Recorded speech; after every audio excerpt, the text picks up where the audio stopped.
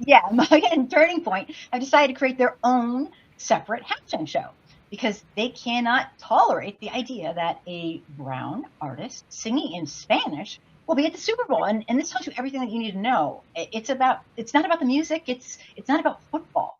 It's about belonging.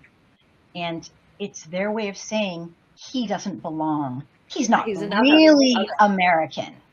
But you Yeah. see, Maga doesn't get to decide who is and who isn't American. Bad Bunny is Puerto Rican, and Puerto Ricans are American citizens. Yes, they Spanish was are. spoken The by New York 10, Times had to change what they had written because they had said that he was from Puerto Rico, so he wasn't American.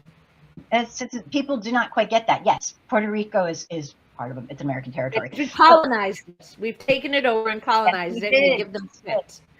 Spanish is spoken by tens of millions of Americans. None of this is foreign. None of this is new.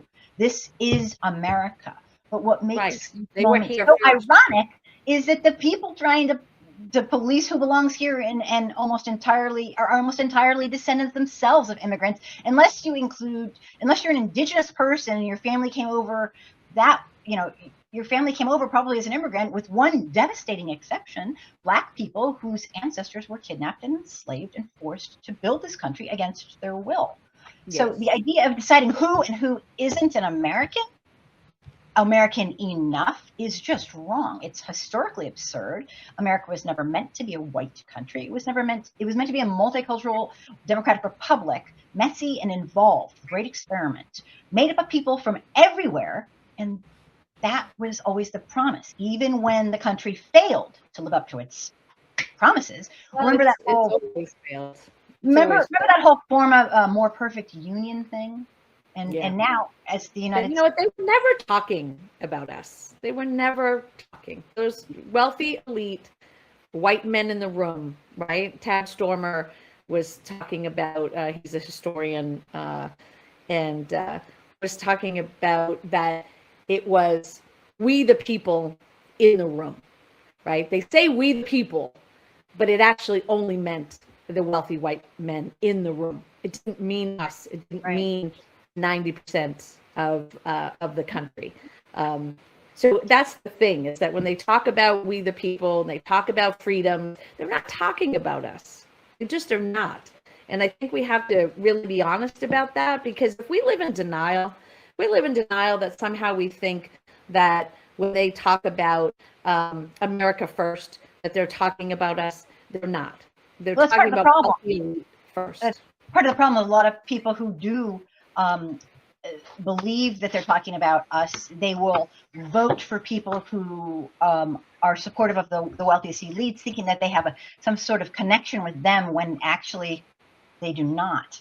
And right now, as the United States moves towards a non-white majority, non-white, in the coming decades, the fear is driving the behavior, and they are just loving it. It's cultural panic, attempting to redraw the boundaries of who belongs and who doesn't belong. And this isn't about what's happening now with Bad Bunny. This isn't a halftime performance. It's about demographic fear. It's xenophobic. It's racismo. It's racist. I really wonder how many, and I hope they give the stats in terms of the percentage of people that are watching, because I think it's important for people to realize that the majority of this country does not want any of this. And the majority of white women we're probably talking to, and all white people, don't want this. But the majority of them don't.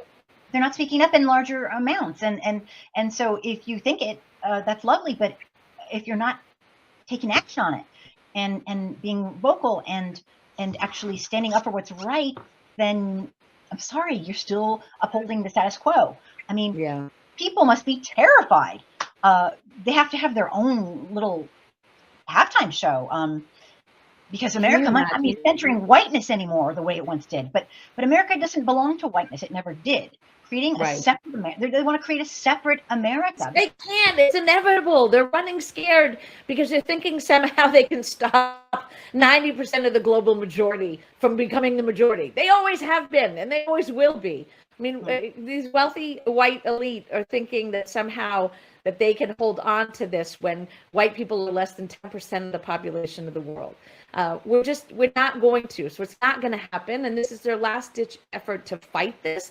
And I just don't want to be part of that. I don't want to be part of this group that's trying to hold on to something that, that's sinking. The ship is sinking. The empire is over. And I think that the more that we realize that this is happening and embrace, this multiracial democracy that we know is coming and that we want, that we have to build, right? We have to make it. It never was. It was never intended to be, but we have to keep fighting for it.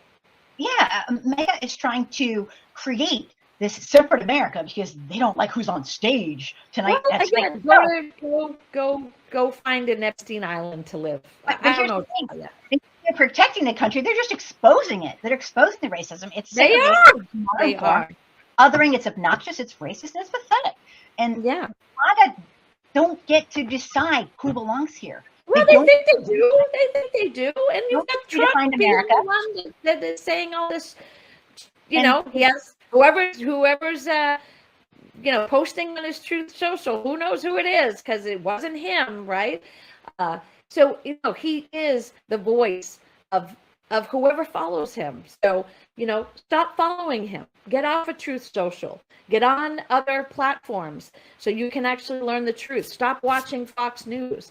There are so many things that we can do to resist this system and change. Why do you want to be on the Titanic that's sinking?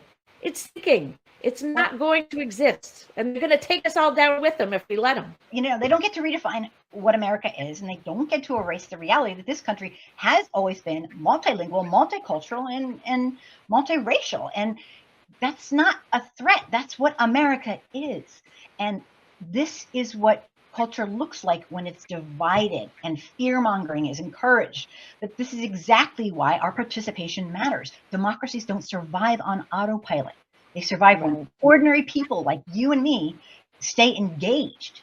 And that's why I'm always trying to get people to go out there, and protests do matter. Nonviolent protests do matter. That's how change begins.